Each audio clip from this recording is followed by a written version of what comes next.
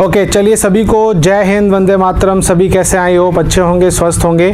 जैसा कि आपको पता है लास्ट की क्लास में हमने प्रोजेक्टाइल मोशन यानी कि प्रक्षेपीय गति वाला टॉपिक स्टार्ट किया था, ठीक है।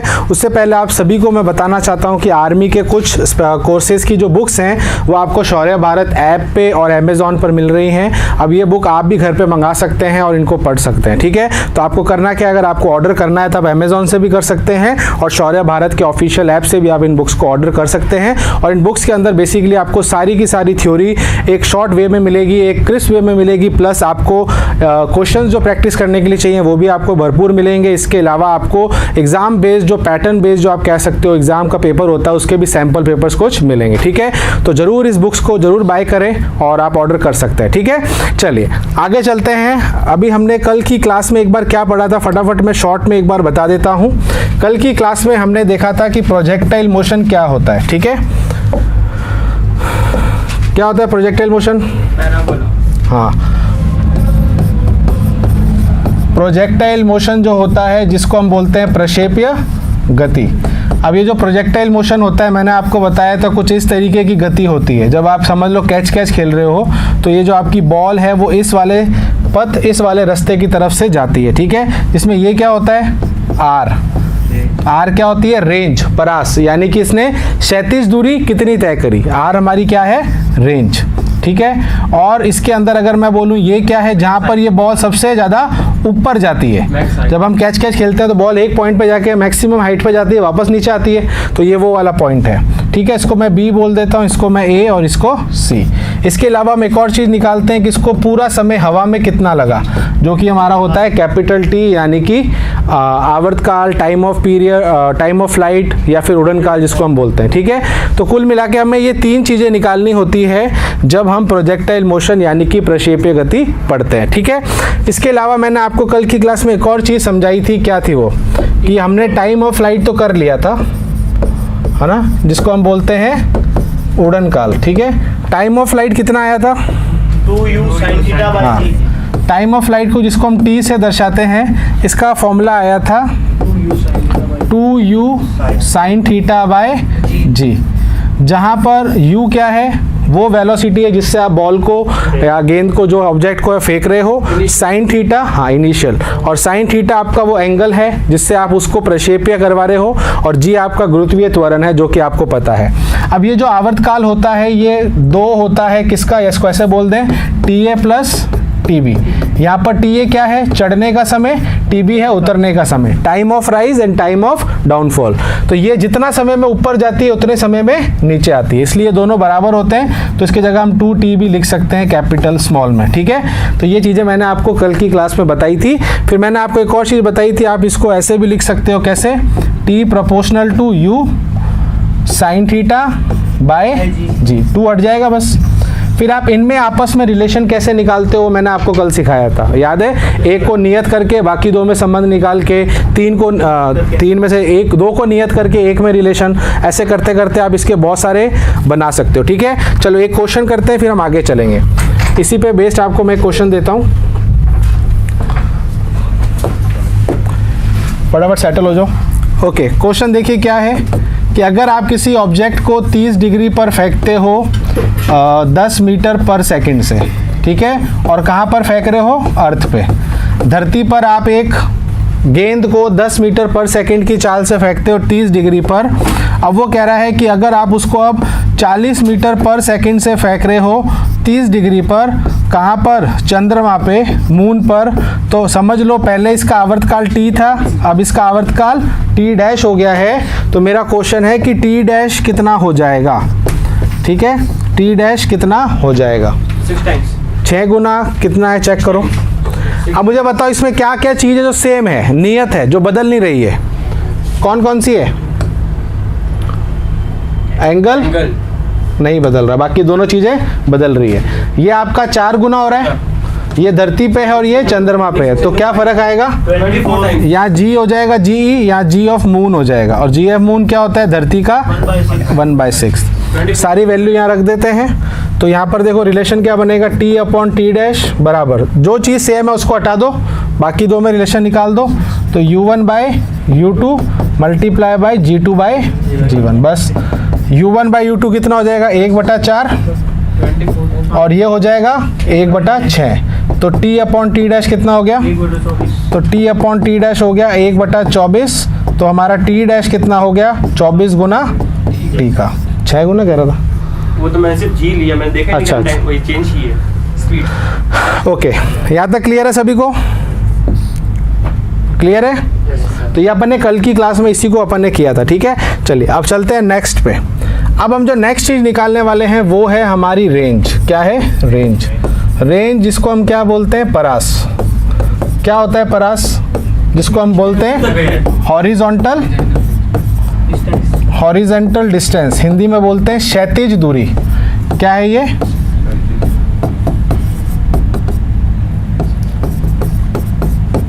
क्षैतिज दूरी, आर से इसको दर्शाया जाता है, ठीक है।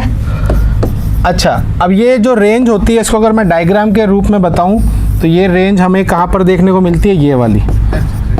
अच्छा, मुझे एक चीज़ बताओ, अगर हम u वेग से थीटा एंगल पर किसी चीज़ को फेंकते हैं तो ये जो हॉरिजॉन्टली तय कर रहा है ये कौन से वेग के कंपोनेंट से कर रहा है, कौन से घटक से कर रहा है? तो ध्यान रखना u का दो घटक होते हैं, एक तो होता है ये वाला और एक ये वाला। ये होता है u साइन थीटा और ये वाला u कॉस थीटा।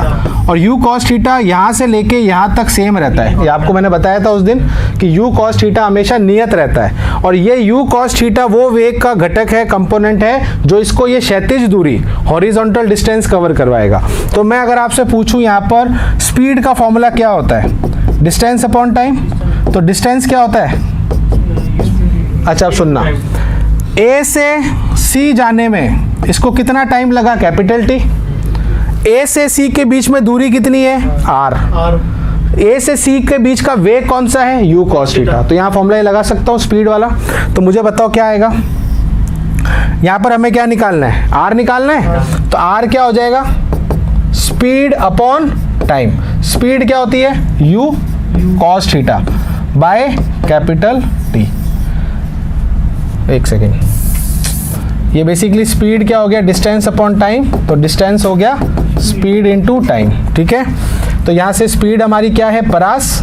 एस कितना है? u cos थीटा और ये हो जाएगा कैपिटल T। ये एक तो फॉर्मूला हो गया इसका, ठीक है। ये फॉर्मूला भी हम यूज़ कर सकते हैं जहाँ पर हमें T दिया हो, है ना, तो हम डायरेक्टली ये वाला फॉर्मूला भी कर सकते हैं, पर हमें इसको आगे और सॉल्व करना है। अच्छा, अभी मैंने बताया था T का मान कितना था? R equals to u cos theta into 2u sine theta by G. अब देखो यहाँ पर cos थीटा और 2 साइन थीटा है, तो ये किसका फॉर्मूला होता है? साइन 2 थीटा का फॉर्मूला होता है 2 साइन थीटा cos थीटा। तो इस r की जगह मैं क्या लिख सकता हूँ? ये u और ये u square sine 2 theta by g. So this is your formula for range. ये आपके परास का सूत्र हो गया। अभी भी आप एक चीज़ नोट करेंगे कि जो रेंज है, जो परास है, ये भी u पे डिपेंड कर रही है, थीटा पे और g पे। तो ये तीन ही चीज़ों पे हर चीज़ डिपेंड करती है। पहले वाले का फॉर्मूला था 2u साइन थीटा बाई जी, इसका क्या फॉर्मूला हो गया? u square sine 2 theta by G, ठीक है। चलो इसको उतार लो एक बार। ये मैंने एक एग्जाम्पल देके समझाया कि हमें ये वाला फॉर्मूला वहाँ यूज़ करना है, ठीक है। वो मैंने वहाँ पर भी लिख दिया, इसको हटा दो भले, ठीक है। तो स्पीड डिस्टेंस अपॉन टाइम होता है, तो डिस्टेंस ही हो गया हमारी डिस्टेंस। रेंज है, परास है, वेग हम u cos थीटा लेंगे, टाइम को हम कैपिटल T लेंगे, ठीक है। तो ये दोनों फॉर्मूले काम के हैं। जैसे ये वाला भी यूज़ कर सकते हो कई जगहों पर, बाकी ये वाला स्टैंडर्ड है, ठीक है।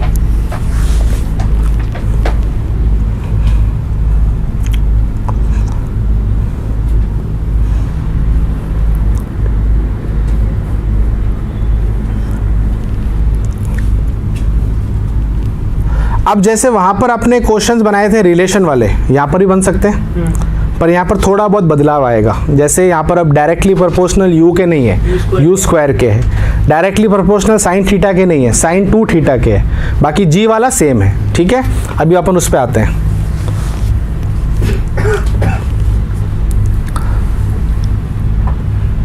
ये ध्यान रखना, स्क्वायर नहीं है, 2 थीटा है, ठीक है।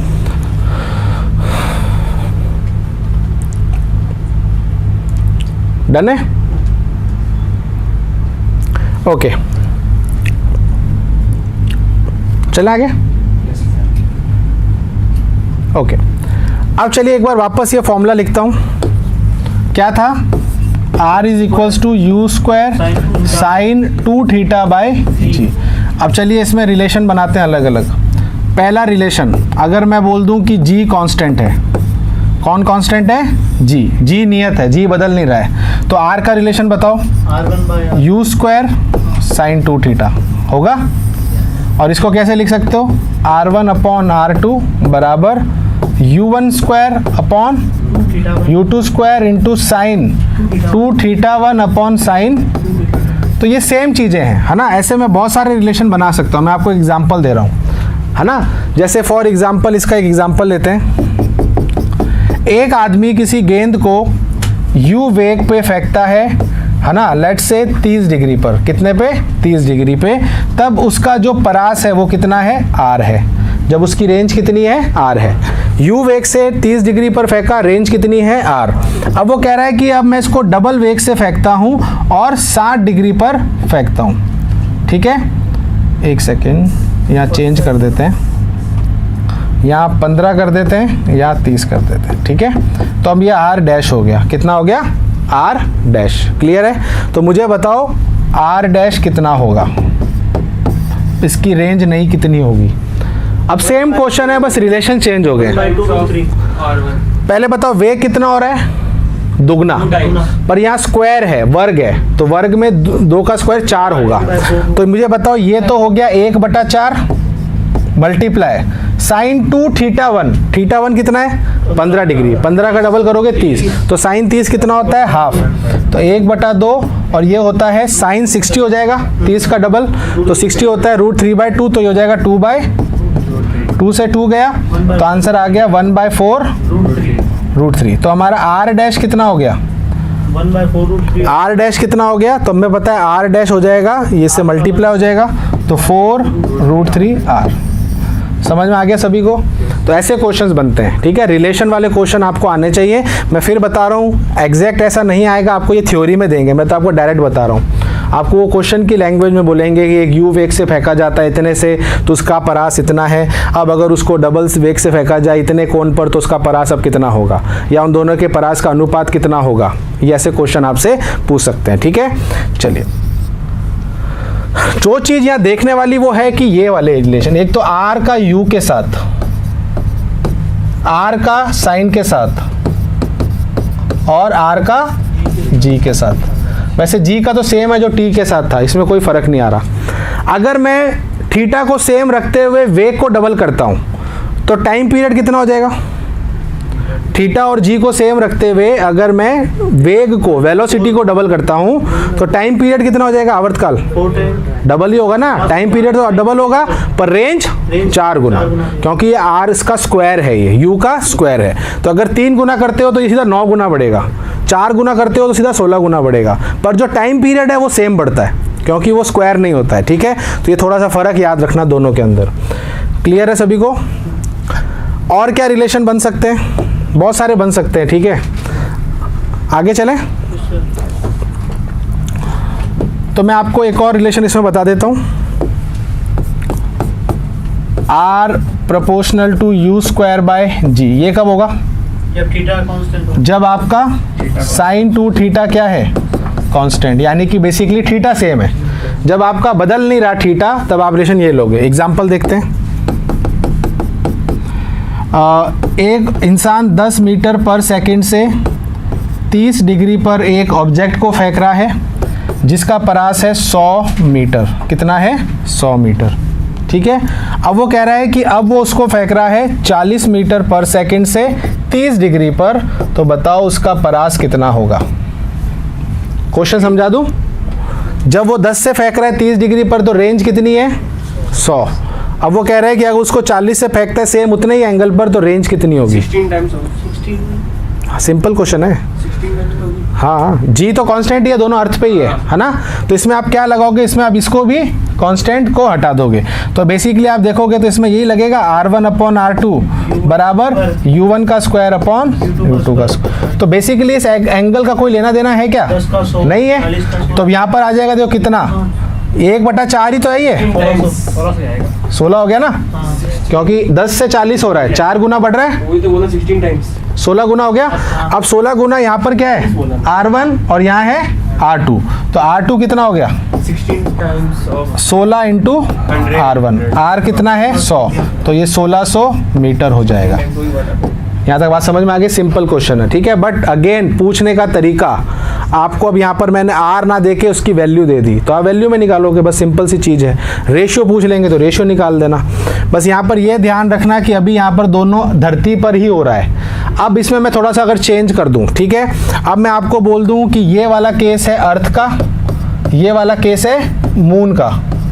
अब बताओ क्या आंसर होगा। 16 into 6 कर लो। हाँ तो कर रहे हैं ना, करना फिर 96 क्या ज़्यादा सॉरी सर 96 9600 9600 ये कैसे किया देखो, समझ लो एक बार ना, जिनको समझ में, जैसे इसको यूज़ करना है अब, ठीक है। तो इसको अपन ऐसे लिख सकते हैं R1/R2 बराबर U1 का स्क्वायर अपॉन U2 का स्क्वायर इंटू G2/G1, बस ये ध्यान रखना।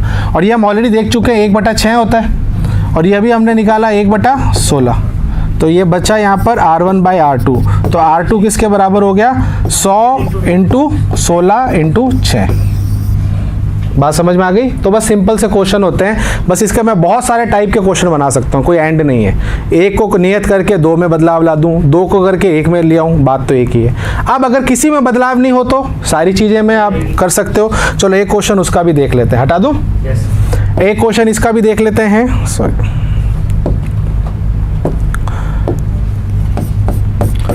आपको बोल रहा है कि पहले आपने एक ऑब्जेक्ट को u वेग से फेंका, ठीक है, और इसको आपने फेंका लेट्स से 15 डिग्री से अर्थ पे। कहाँ पर फेंका, अर्थ पे। अब वो बोल रहा है कि आपने अब आधे वेग से फेंका, कितने वेग से फेंका, आधे वेग से, और 30 डिग्री पर फेंका, और ये कहाँ फेंका, चंद्रमा पे। कहाँ फेंका, चंद्रमा।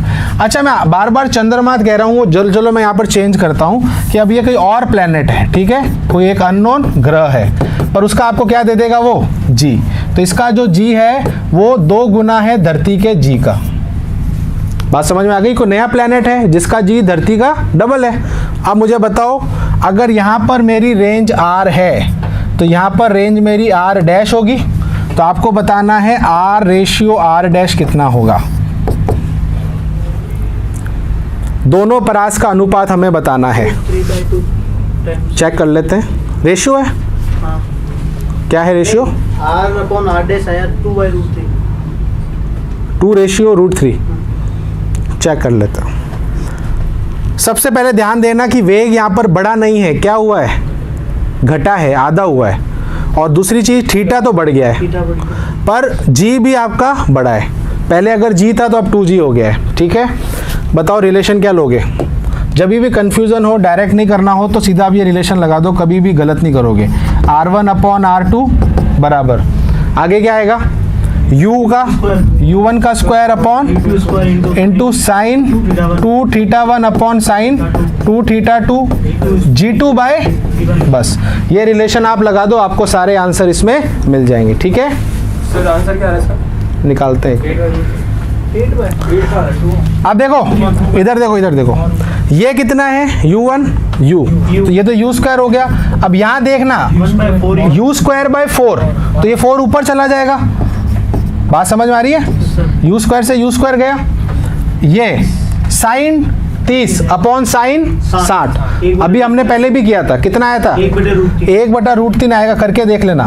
ये 1/2, ये √3/2, ऊपर 2 से 2 कट गया, 1/√3। ये कितना आ जाएगा, 1/2, क्योंकि ऊपर वाला जी से डबल है, तो बेसिकली ये कितना आ रहा है 8/√3। और यहाँ पर क्या है, R/R डैश। हमसे क्या पूछा है, किसी का सही नहीं आता, जल्दबाजी आराम से करा करो, इसलिए मैं कह रहा हूँ, ठीक है। तो आंसर क्या आ रहा है 8√3, तो इसका अनुपात कितना है 8√3। समझ में आया, मैं फिर बता देता हूँ। सबसे पहले आपको बोल रहा है कि जब U से फेंकते हैं 15 डिग्री पर धरती पर, तो R है हमारी इसकी रेंज। जब वो आधे वेग से फेंकता है 30 डिग्री पर किसी और ग्रह पे, जिसका G कितना है धरती का डबल, तो हमें बताना है उधर r डैश अगर है तो इन दोनों का अनुपात कितना है। तो बस सिंपल सा हमने ये रिलेशन लगा दिया। सारी चीज़ें बदल रही हैं तो बस सारी चीज़ों का हमने यहाँ पर लिख दिया रिलेशन, सारी वैल्यू यहाँ पुट कर दी। वेग u1 कितना है, u2 कितना है, u/2 का होल स्क्वायर, तो u स्क्वायर और 4 ऊपर चला गया। Sine 2 theta upon sine 2 theta, तो साइन 30 बटा साइन 60, 1/√3। g2/g1 2/2/1, ठीक है। सॉल्व कर लोगे आंसर आ जाएगा 8√3। क्लियर है सभी को? तो ये था हमारा रेंज का सारा जो चीज़ें थी बताई मैंने आपको, ठीक है। अब नेक्स्ट हम तीसरा कौन सा पढ़ेंगे, हाइट का। चलें आगे। नेक्स्ट आता है हमारा थर्ड, जो कि है हमारा हाइट। अब ये हाइट बेसिकली देखा जाए तो कई बच्चे बोलेंगे सर ये ऊंचाई कौन सी है, तो ये ऊंचाई हमारी वो होती है जिसको हम मैक्सिमम ऊंचाई बोलते हैं। तो इसको अपन मैक्सिमम हाइट भी कह सकते हैं, उच्चतम ऊंचाई भी बोल सकते हैं। कई बुक्स में इसको मैक्सिमम हाइट से भी लिखेंगे तो कोई दिक्कत की बात नहीं है, ठीक है। अधिकतम ऊंचाई होती है, क्योंकि अगर आप देखोगे तो प्रोजेक्टाइल मोशन में हाइट तो बहुत सारी होती है। यहाँ से भी हाइट है, यहाँ से भी हाइट है। हमें ये सारी हाइट नहीं चाहिए जब इसकी हाइट सबसे ज़्यादा होती है, जो कि कहाँ होती है, सबसे उच्चतम बिंदु पर, हाईएस्ट पॉइंट पर। अब चलिए एक बार इसका डायग्राम बना लेते हैं। ये हमारा प्रोजेक्टाइल मोशन है जिसमें हमें क्या निकालना है, अब ये h, ठीक है। ये हमारा u है, ये हमारा थीटा है। बस दो चीज़ें दी होती हैं। अब मुझे एक बात बताओ कि इसको ऊंचाई पर कौन लेके जा रहा है, u साइन थीटा कि u कॉस थीटा? तो पहला मेरा इनिशियल वेग कितना हो गया, u साइन थीटा, और इस पॉइंट पर मेरा फाइनल वेग कितना हो जाएगा, 0। हमें u cos थीटा नहीं लेना है, हमें सिर्फ साइन थीटा की बात करनी है, जो हाइट इसको हाइट पे लेके जा रहा है। u cos थीटा तो हम सिर्फ किस में काम लेते हैं, रेंज में। तो यहाँ पर देखो पहले स्टार्टिंग में इसका वेग था u sine theta, top point पे मैंने आपको बताया था कौन सा 0 हो जाता है, u साइन थीटा। अच्छा a क्या हो जाएगा, माइनस का g। हाइट इसकी s हमारा h है जो हमें निकालना है। कौन सी इक्वेशन लगाओगे जिसमें टाइम भी नहीं आ रहा, थर्ड इक्वेशन। क्या है third equation, v² is equals to u square minus 2gh। बस तो बताओ यहाँ पर ये क्या है, ये अपना 0 हो गया। इसका स्क्वायर करेंगे, u स्क्वायर माइनस 2gh, तो h किसके बराबर आ गया, u square sine square theta bye 2g। Okay लिख लो। तो बेसिकली हमने हाइट का फॉर्मूला, अब हाइट के फॉर्मूले में आप एक चीज़ गौर करोगे, ये भी सिर्फ 3 चीज़ों पे डिपेंड कर रहा है, u, g और थीटा। यही देखना है सबसे पहली चीज़ कि तीनों के अंदर इनके अलावा कोई तीसरी चौथी चीज़ नहीं आ रही है। तो ये मास कभी भी नहीं आ रहा किसी भी बॉडी का। सबसे खास बात यहाँ पर ये है कि आप भले यहाँ पर 1000 kg का फेंको या 200 kg का, भली 1 kg का, सबके लिए फॉर्मूले में कहीं पर भी मास की बात नहीं हुई है। तो इसलिए मास पे डिपेंड नहीं करता है। ये सबसे बड़ा यहाँ से सीखने वाली चीज़ है जो कि आपसे पूछी जाती है, ठीक है। तो मास को डबल करना, मास को आधा करना, ऐसे कंफ्यूज करते हैं आपको, ठीक है। तो आप ध्यान रखना, मास को डबल करने से, हाफ करने से इसके h, t और r पे कोई फर्क नहीं पड़ता।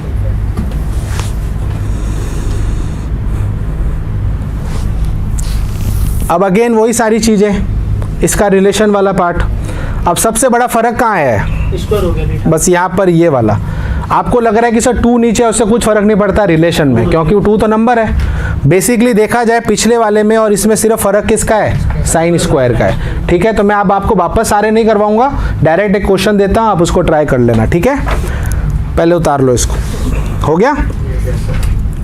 अब चलिए क्वेश्चन देता हूँ, अब इसको आप एक बार ट्राई करना, ठीक है। अब खुद देखना क्या दिया हुआ है, क्या रिलेशन लगाना है। ओके, क्वेश्चन है कि एक u वेलोसिटी से 30 डिग्री पर मैंने अर्थ पे एक बॉल को फेंका जिसकी मैक्सिमम हाइट कितनी थी, h थी। अब उसने 3 गुना वेलोसिटी से फेंका और अब फेंका उसने 60 डिग्री पर, और कहाँ फेंका, एक ऐसे प्लैनेट पे फेंका, एक ऐसे ग्रह पे फेंका जिसका जो g है वो धरती का आधा है, ठीक है। और यहाँ पर इसकी रेंज हाइट जो है मैक्सिमम h डैश है। तो बताओ मुझे, अच्छे से क्वेश्चन को सुनना, h डैश रेशियो h कितना होगा। वापस समझ लो, u वेग से 30 डिग्री पर जब मैंने धरती पर फेंका तो मेरी मैक्सिमम हाइट कितनी आई, h। 3u से फेंका 60 डिग्री पर, किसी दूसरे ग्रह पे जिसका जी धरती का आधा है, वहाँ पर हाइट कितनी आई, h डैश। तो बताओ h डैश और h का अनुपात क्या होगा। फॉर्मूला क्या यूज़ करना है, फॉर्मूला क्या यूज़ करना है, h directly proportional to u square sine square theta by g. Sir 2/27 18:1 आ रहा है। आपका किसी अलग आ रहा है तो बताओ कितना आ रहा है, सेम आ रहा है। और कोई, चलो इसको मैं क्या लिख सकता हूँ, h upon h dash u1 का स्क्वायर अपॉन, आपके लिए लिख रहा हूँ मैं, डायरेक्ट भी कर सकता हूँ, ठीक है, sign square theta 1 upon sine square theta 2 g2 by g1 हो गया। चलो वे कितना हो रहा है, U और 3U 3 गुना 3 का स्क्वायर 1/9 साइन स्क्वायर 30। अच्छा साइन 30 कितना होता है, अब बदल लो, साइन 30 कितना होता है, तेरा भी बदल गया होगा अब तो। 1/2 तो 1/4 क्या स्क्वायर नहीं किया, नहीं सर, मैंने भी स्क्वायर नहीं सर मैंने किया है 1/4 जगह तो अपना आंसर बता कितना है, आंसर निकाल नहीं आधा घंटा मैंने कोई इसका सही आया होगा। हद हो गई। तो उसका सही आने से क्या होता है, खुद का, हाँ तेरा अलग आ रहा है 2 बाय, चलो देखते हैं। और किसी का आ रहा है अभी बता दो, बाद में मत बोलना फिर वही बात, मैंने यहाँ तक तो मैं निकाल के बता, ऐसा वैसा कुछ नहीं होता। चलो ले लो 1 मिनट और, जल्दबाजी बहुत करते हो आप सब। नहीं सर, भले 10-15 सेकंड एक्स्ट्रा ले लो, पर आंसर सही बताओ। सर पर आपने तो उल्टा कहा था ना, यही तो है, तो आप उल्टा करो ना सर, 9 ऊपर लो ना सर। क्या उल्टा करूँ, आपने h डैश अपॉन h मैं बाद में कर दूंगा, उसमें क्या है, 54 आ रहा है क्या। 1/4 अब लोग डरते हैं कि मेरा 54 आ रहा है, कोई एक बार 54 बोलता है कान खड़े हो जाते हैं, अरे हाँ ये मेरा भी आ रहा है, बोलो ना कितना आ रहा है। 54:1 54 3 आंसर तो आ गए, एक और चाहिए बताओ, 4 ऑप्शन बन जाएंगे। और किसी का आ रहा है इसके अलावा, है तू कर, हाँ सर रुको 3/4 आ गया, बोला नहीं। वही तो कह रहा, बोला क्यों नहीं, कॉन्फिडेंस नहीं है। हाँ तू अपना कर, उसको क्या देख रहा है, फिर आधा बोलेगा हाँ यही आ रहा है। नहीं कितना आ रहा है बता, एग्जैक्ट बताओ, हाँ बाकी भी बताओ, बाकी सबका क्या है। इतना कोई हाईफाई क्वेश्चन तो दिया नहीं मैंने, सिंपल सी कैलकुलेशन है। ये मल्टीप्लाई करो ये तो हाँ वही आ रहा है, हाँ वही आ रहा फिर वही आ रहा है, है। नहीं सर यही आ रहा है, सही क्या आ रहा है, 54:1। हाँ तो बोल ना क्या आ रहा है, यही आ रहा है, यही आ रहा है, यही तो बहुत सारे भी हैं। ठीक है अब हो गया सबका।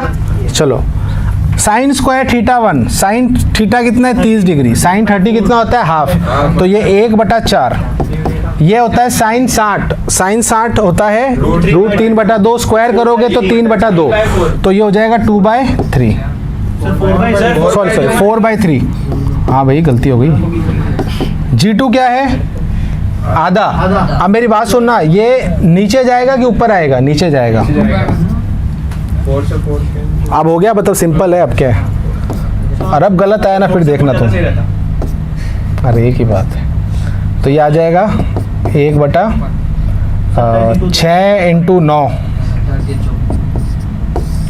अब मैंने पूछा क्या है, H डैश है, उल्टा कर देंगे सर। हाँ तो 54:1। अब ये कौन था भाई 227, क्या हुआ, तो 1/2 नहीं 2/1 लिखा था, क्यों, अपनी मर्जी से। चलो तुम्हारी 18:1 नरनर वाला। फिर अगली बार ऐसे बातें कही ना फिर बाहर रहोगे, यहाँ फोकस करो, जो काम की बातें वो करो, ठीक है। चलो हो गया, सभी को समझ में आ गया ये वाली scene.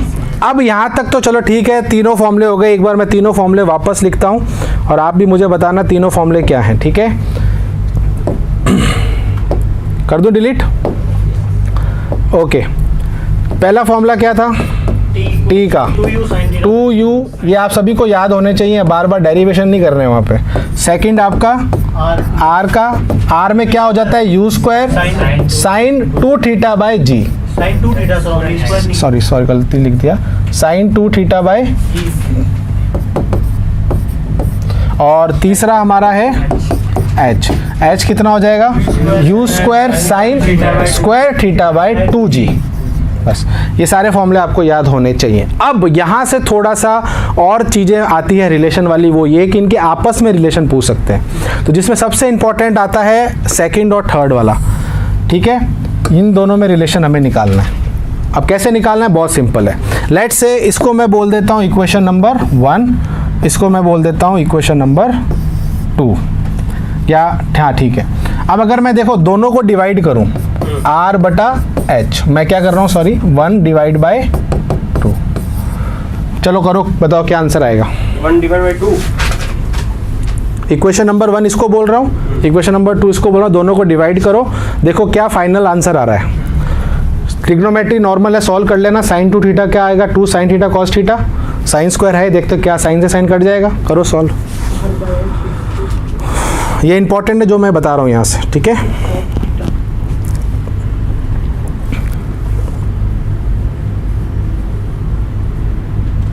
Sir tan theta equal to 4।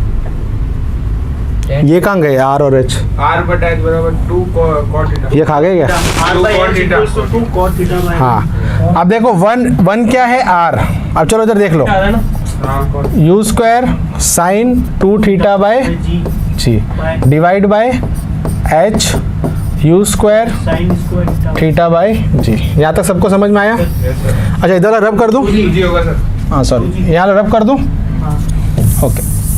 अब यहाँ पर क्या करेंगे अपन, इनको क्रॉस मल्टीप्लाई कर देंगे, तो देखिए ये हो जाएगा R बटा H बराबर, अब देखो G से G गया, U square से U square U स्क्वायर से U स्क्वायर गया, क्या बचा sine 2 theta upon sine square theta by 2। अब बताओ क्या करेंगे, ये 2 ऊपर जाएगा मल्टीप्लाई। अब ये 2 ऊपर जाएगा, साइन 2 थीटा मैं खोल देता हूँ, साइन 2 थीटा क्या हो जाएगा 2 साइन थीटा कॉस थीटा, और ये 2 ऑलरेडी ऊपर चला गया तो 4, हो जाएगा। तो यहाँ पर आ गया 4, नीचे क्या है 4 cot थीटा। ठीक है, एक साइन से साइन गया, कितना आया 4, cot थीटा। ये होता है रिलेशन, और मल्टीप्लाई कर दूंगा यहाँ पर H के साथ। तो ये सबसे इंपॉर्टेंट रिलेशन है between range and height, directly आ रहा है ना। आपको क्या देखना है बस यहाँ पर, किसके अंदर आप एक चीज़ नोट कर रहे हो, क्या व्यू नहीं आ रहा। इस वाले रिलेशन में अगर मैं आपको बोलता हूँ फॉर एग्जाम्पल इसको डबल कर दिया, और वेग को डबल भी करूँ हाफ भी करूँ कुछ फर्क नहीं पड़ता, बट अगर थीटा को मैंने चेंज कर दिया तो आप सीधा R निकाल सकते हो। ये शॉर्ट क्यों है, बिकॉज इससे अगर आपको मैं T का मान दूँ, सॉरी H का मान दूँ, तो आपको R निकालना है।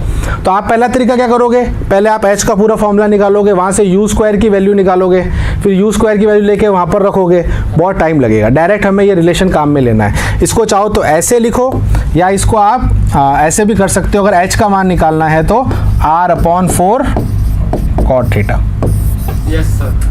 क्लियर है? अच्छा, अगर कई बच्चे 10 में निकालना चाहते हैं वो भी पॉसिबल है। कैसे? cot थीटा क्या होता है 1/10, 1/10, तो इसको हम ऐसे भी लिख सकते हैं, क्या तो H equals to R/4, tan theta. तो आप tan थीटा में निकाल दो, कोई दिक्कत नहीं है। तो कई बुक्स में tan थीटा में भी हो, cot थीटा में हो, क्या फ़र्क पड़ता है। अब चाहो तो इसको sin cos में भी खोल दो, क्या फ़र्क पड़ता है ना।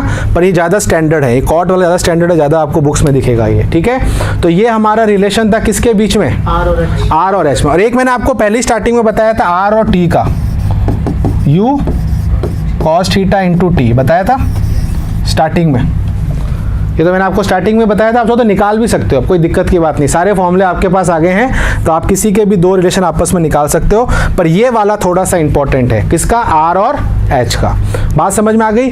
अब जैसे मैं आपको एक क्वेश्चन देता हूँ, फिर आप देखना उसको करने की अप्रोच क्या है। आगे चलो, मेरा क्वेश्चन सुनना। क्वेश्चन ये है कि U को सेम रखते हुए, लेट्स से इसको ऐसे समझते हैं, एक ऑब्जेक्ट है जिसको मैंने U से फेंका 30 डिग्री पर, लेट्स से इसको 45 डिग्री पर, 45 डिग्री पर फेंका, U वेग से 45 डिग्री पर फेंका, तो इसकी रेंज थी R और इसका हाइट थी H, ठीक है। फिर ये कह रहा है कि चलो इसको ऐसे देखते हैं, हाँ, और इसकी रेंज R थी और टाइम था इसका T।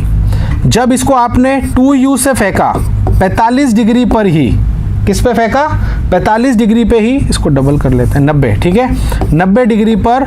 तो इसकी आर अभी भी वही है बट टाइम चेंज हो गया, time sorry my mistake, H है सॉरी, एच डैश। क्वेश्चन समझ में आया? वापस सुन लो। जब मैंने u वेग से 45 डिग्री पर फेंका तो इसकी रेंज r थी, हाइट क्या थी?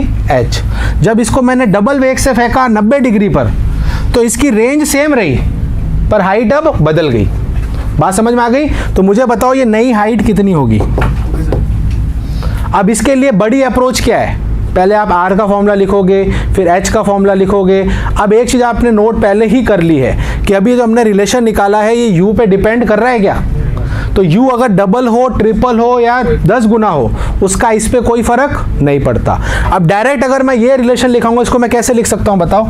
h1 अपॉन h2, 4 तो हट जाएगा, r1 बटा r2 into cot theta 1 upon cot, सही है? या इसको ऐसे लिखूँ या 10 में लिखूंगा तो उल्टा हो जाएगा, tan थीटा 2 ऊपर आ जाएगा, tan थीटा नीचे आ जाएगा। मेरी बात समझ में आई ना? क्या किया? रिलेशन निकालना है h का, r का और थीटा का। अब मुझे बताओ यहाँ पर थीटा क्या है? 45 और 90। r क्या है? सेम है, r सेम है तो ये हट जाएगा, तो सीधा ये रिलेशन नहीं आ जाएगा क्या? cot थीटा 2 अपन cot थीटा 1 नहीं होगा? कहाँ पे? हाँ ऊपर गलती से लिख दिया, 2 है ये 1 है, ठीक है।